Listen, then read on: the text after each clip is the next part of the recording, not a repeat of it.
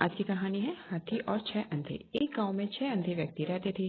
एक दिन उनके गांव में एक हाथी आया जो पूरे गांव में चर्चा का विषय बन गया।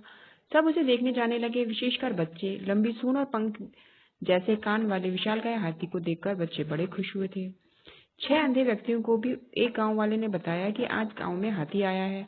हाथी के बारे में सुनकर उनमें जिज्ञासा जाग उठी। उन्होंने हाथी के बारे में सुना अवश्य था, किंतु छूकर उसके स्पर्श को महसूस नहीं किया था। एक अंधे व्यक्ति बोला, दोस्तों, इतना सुन रखा है हाथी के बारे में, आज गांव में हाथी आया है तो मैं उसे छूकर महसूस करना चाहता हूँ। क्या तुम लोग भी नहीं चाहते? उसकी बात सुनकर अन्य 5 भी हाथी को छूकर महसूस करने के लिए ललायत हो उठे।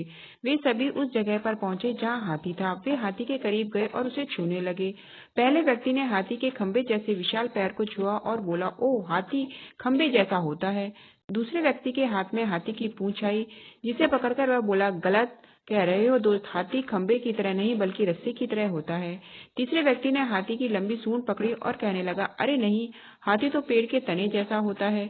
चौथे व्यक्ति ने हाथी के पंखे जैसे कान छुए और उसे लगा कि बाकी सब गलत कह रहे हैं। वो उन्हें समझाते हुए बोला, हाथी पंखे जैसा होता है। पांचवें व्यक्ति ने हाथी का पेट छूते हुए कहा, अरे तुम सब कैसी अजीब बातें कर रहे हो, हाथी तो दीवार की तरह होता है।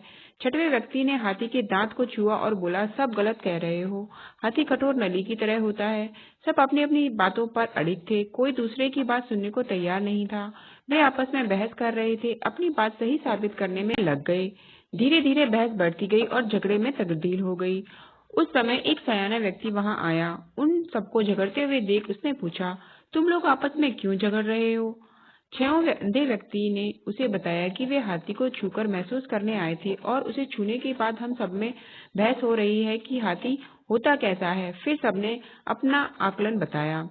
उनकी बात सुनकर सयाना व्यक्ति हंस पड़ा और बोला, तुम सब लोग खुद को सही साबित करने के लिए झगड़ रहे हो और सच ये है कि तुम सब सही हो। ऐसा कैसे हो सकता है? अंधे व्यक्ति ने हैरत से बोले, बिल्कुल हो सकता है और ऐसा ही है। तुम सब अपनी अपनी जगह सही हो। तुम लोगों ने हाथी के शरीर के अलग अलग अंगों को छुआ है और उसके हिसाब से उनका वर्णन किया है, इसलिए हाथी के बारे में तुम्हारा आकलन भिन्न है। वास्तव में हाथी तुम सबके आकलन अनुसार ही है।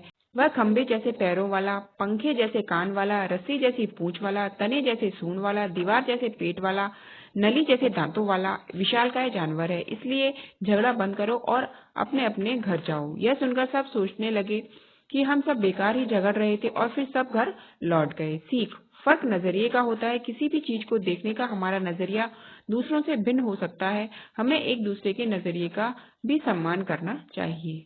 Thanks for watching.